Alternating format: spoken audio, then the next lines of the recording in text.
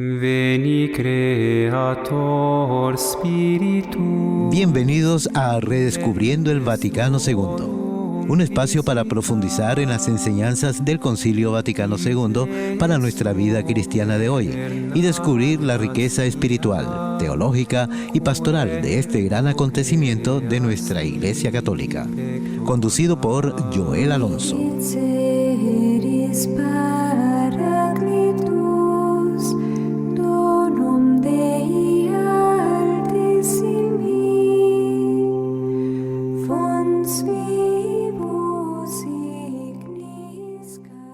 Hola amigos de Radio Paz, soy Joel Alonso y les doy la bienvenida a nuestro programa de los sábados a las 6:30 de la tarde, Redescubriendo el Vaticano II. Puedes sintonizarnos 8:30 AM, 96.1 FM en el app, en las redes sociales, en Facebook, en Instagram y en YouTube, y la señal internacional www.radiopaz.org. Pidamos al Espíritu Santo que nos acompañe en nuestro programa de hoy. En el nombre del Padre, y del Hijo, y del Espíritu Santo. Amén. Oh Espíritu Santo, amor del Padre y del Hijo, inspírame siempre lo que debo pensar, lo que debo decir, cómo debo decirlo, lo que debo callar, cómo debo actuar, lo que debo hacer, para gloria de Dios, bien de las almas y mi propia santificación. Espíritu Santo, dame agudeza para entender, capacidad para retener, método y facultad para aprender, sutileza para interpretar, gracia y eficacia para hablar. Dame acierto al empezar, dirección al progresar y perfección al acabar. Amén.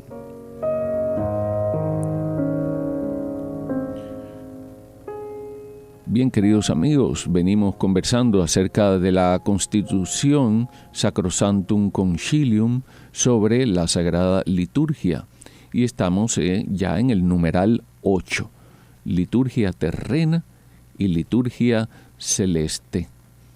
Recuerden que cuando estamos nosotros en la Santa Misa, están unidos a nosotros los ángeles, los santos.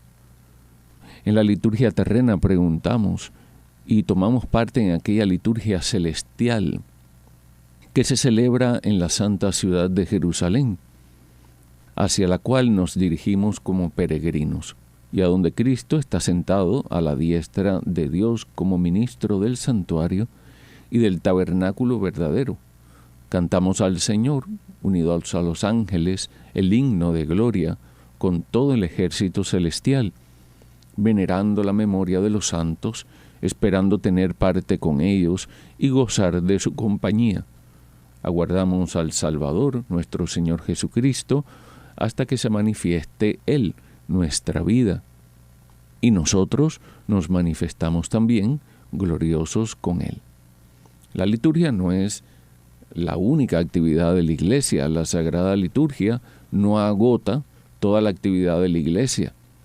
Todo no puede ser la Eucaristía, aunque ella es el centro de todo, es también el envío. Por eso la Eucaristía primero se llamaba fracción del pan, luego se llamó Eucaristía, o sea, acción de gracias, y luego le decimos la misa.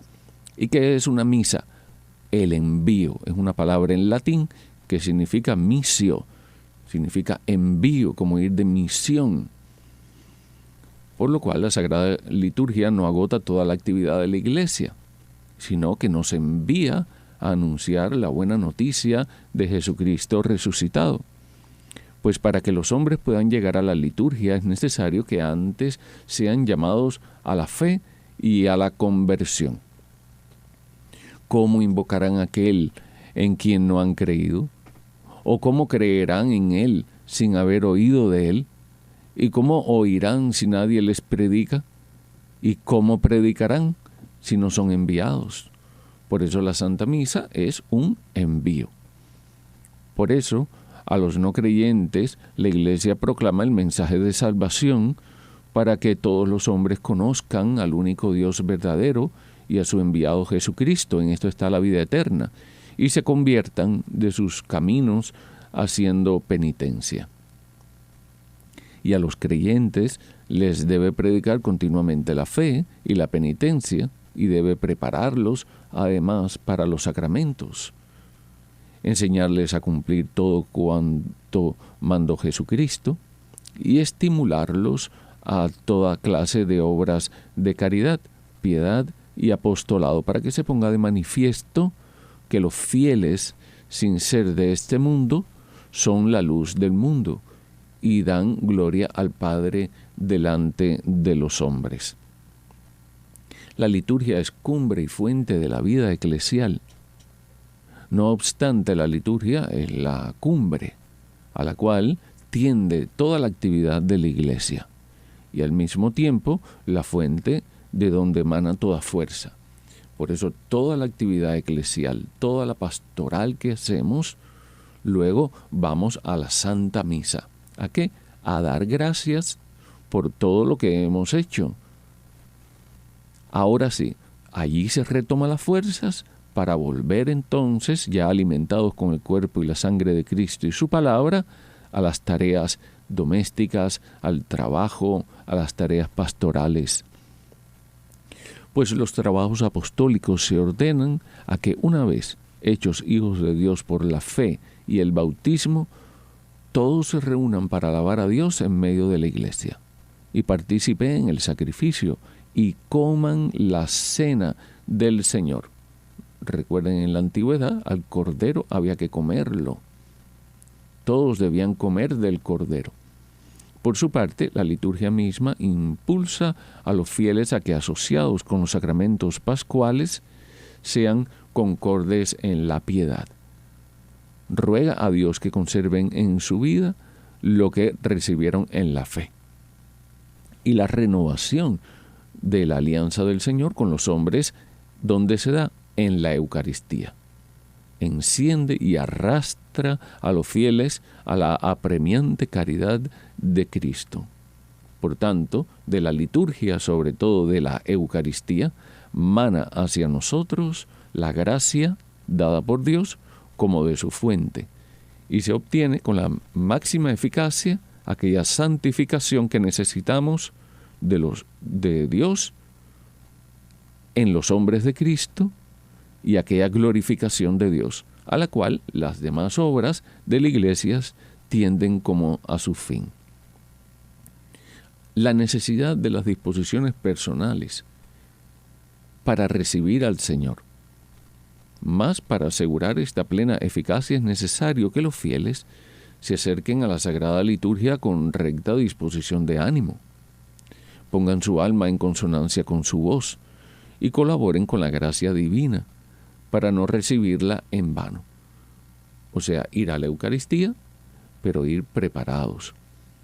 Por esta razón, los pastores de almas deben vigilar para que en la acción litúrgica no solo se observen las leyes relativas a la celebración válida y lícita, sino también para que los fieles participen en ella consciente, activa y fructuosamente. Por eso siempre vemos al comienzo de la Santa Misa que dice, por favor, silencien o apaguen sus teléfonos celulares. ¿Por qué? Para evitar todo tipo de distracción y que nos ayude a adentrarnos en la Santa Misa. La liturgia y los ejercicios piadosos son importantes.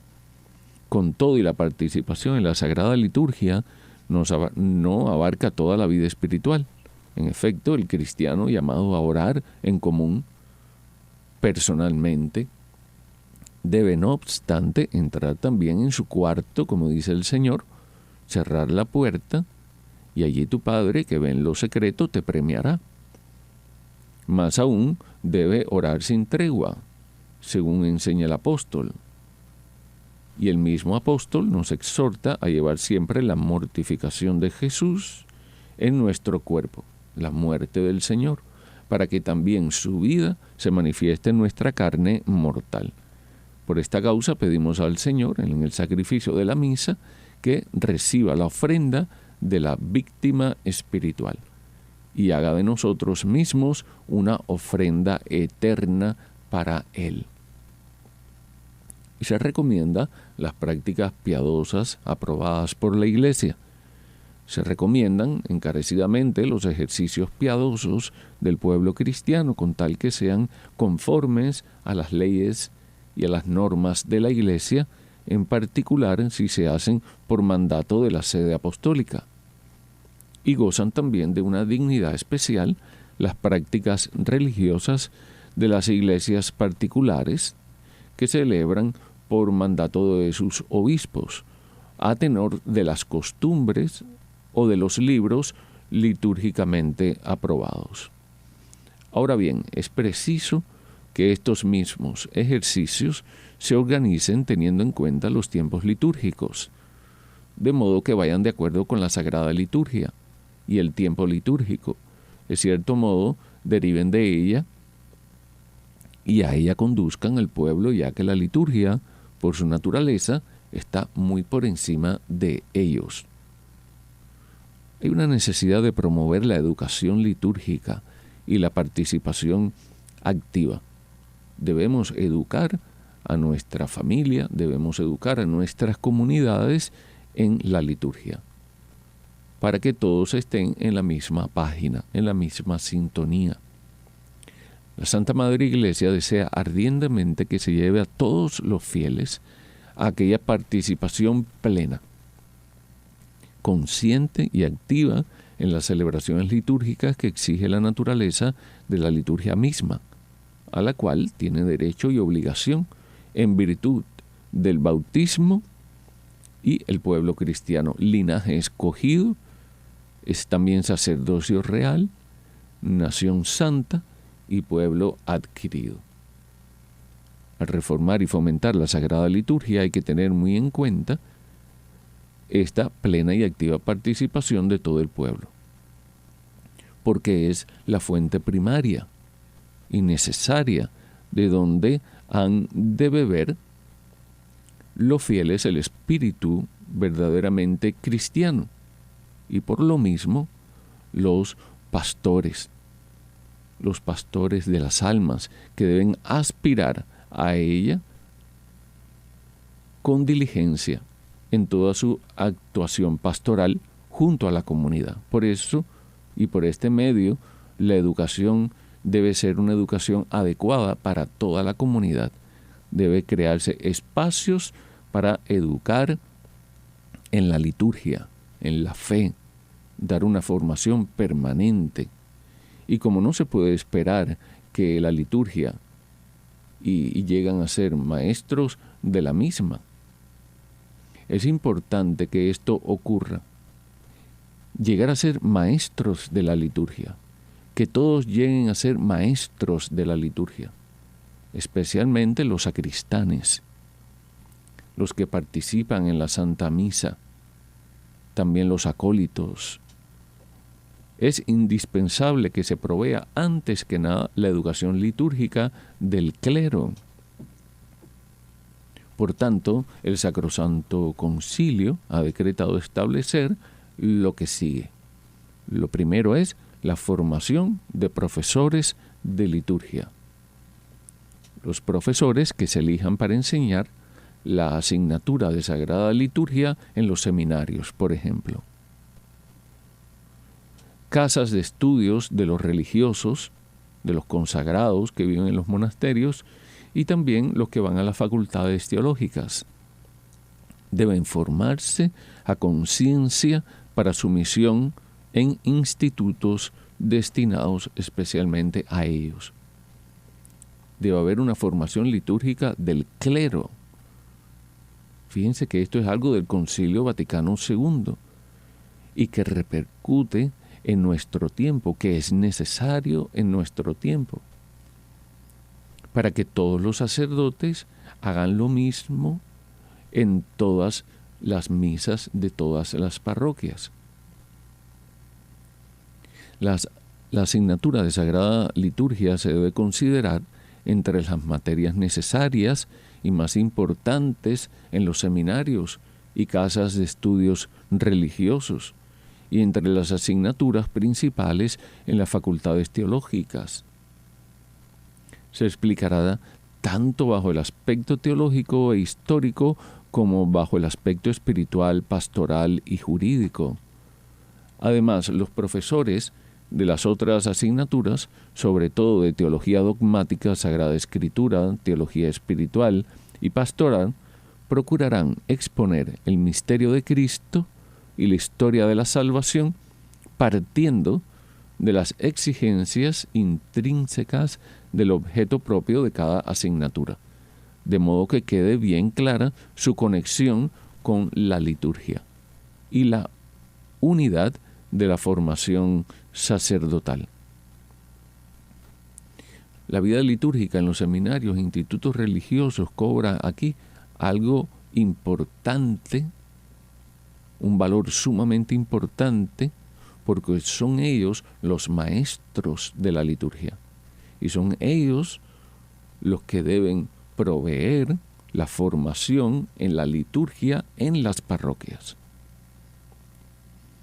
En los seminarios y casas religiosas, los clérigos deben adquirir una formación litúrgica de la vida espiritual para llevarla a las parroquias, por medio de una adecuada iniciación que les permita comprender, no hacer ritos por hacer ritos, sino comprender los sagrados ritos y participar en ellos con toda el alma, centrados, sea celebrando los sagrados misterios, sea con otros ejercicios de piedad penetrados del espíritu de la Sagrada Liturgia. Aprendan al mismo tiempo a observar las leyes litúrgicas, de modo que en los seminarios e institutos religiosos de vida religiosa esté totalmente informada de espíritu litúrgico, porque es ahí donde se da el encuentro con la comunidad, el encuentro de nosotros con nosotros mismos y el encuentro de nosotros con Dios como comunidad. La vida litúrgica de los sacerdotes debe ser intensa. A los sacerdotes, tanto seculares, o sea, sacerdotes diocesanos, como religiosos, o sea, los que viven en los monasterios, que ya trabajan en la viña del Señor, se les ha de ayudar con todos los medios apropiados a comprender cada vez más plenamente lo que realizan en las funciones sagradas, a vivir la vida litúrgica y comunicarla a los fieles a ellos encomendados. También ellos están encargados de llevar la formación litúrgica que recibieron en el seminario al pueblo fiel. Los pastores de almas que fomenten con diligencia y paciencia la educación litúrgica y la participación activa de los fieles, interna y externa, conforme a su edad, condición, género de vida y grado de cultura religiosa, cumpliendo así una de las funciones principales del fiel dispensador de los ministerios de Dios, y en este punto guíen a su rebaño no solo de palabra, sino también con el ejemplo, que el sacerdote tenga la misma disposición, la misma reverencia por la liturgia que le pedimos a los fieles tener. En estas transmisiones de acciones litúrgicas, también debe hacerse a través de la radio. O sea, el punto 20 habla de la transmisión radiofónica y televisiva de la acción de gracias, de las acciones sagradas, de la liturgia, sobre todo si se trata de la celebración de la misa. Esto se hará discretamente y decorosamente, bajo la dirección y responsabilidad de una persona idónea a quien los obispos hayan destinado a este menester. O sea, el poder llevar la educación litúrgica a los fieles a través de la radio y a través de la televisión. La reforma de la Sagrada Liturgia. Para que en la Sagrada Liturgia el pueblo cristiano obtenga con mayor seguridad gracias abundantes, la Santa Madre Iglesia desea proveer con solicitud a una reforma general de la misma liturgia, dice el concilio, y que en la vida actual que estamos viviendo, en nuestra Iglesia, debe entonces ir a la raíz, ir a la fuente de la liturgia para poderla vivir más conscientemente, porque la liturgia consta de una parte que es inmutable por ser la institución divina y de otras partes sujetas a cambio, que en el decursar del tiempo pueden y aún deben variar, si es que en ellas se han introducido elementos que no responden bien a la naturaleza íntima de la misma liturgia o han llegado a ser menos apropiados. En esta reforma que pedía el concilio, los textos y los ritos se han de ordenar de manera que expresen con mayor claridad las cosas santas que significan, porque también en los gestos y en las palabras nosotros expresamos esta acción litúrgica. Y en lo posible el pueblo cristiano pueda comprender fácilmente y participar activa y conscientemente en ellas por medio de una celebración plena, activa y que sea comunitaria. De manera que todos podamos responder lo mismo, que todos podamos cantar lo mismo.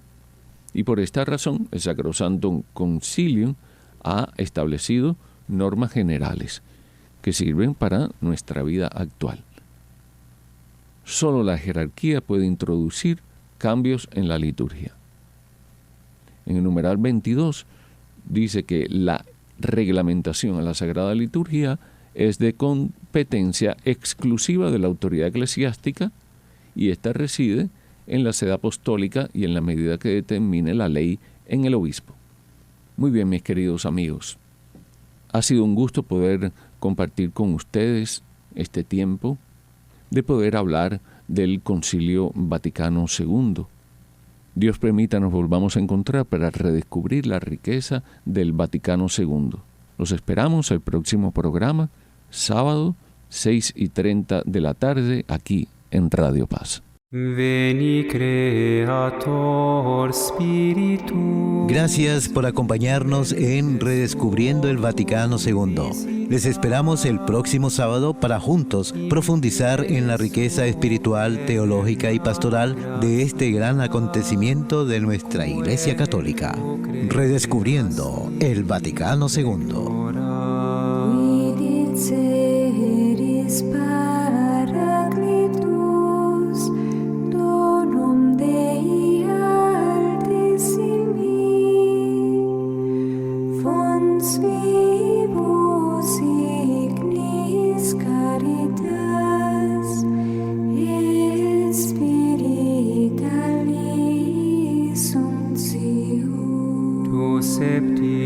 Septiformis munere, dextre Dei tu digitus,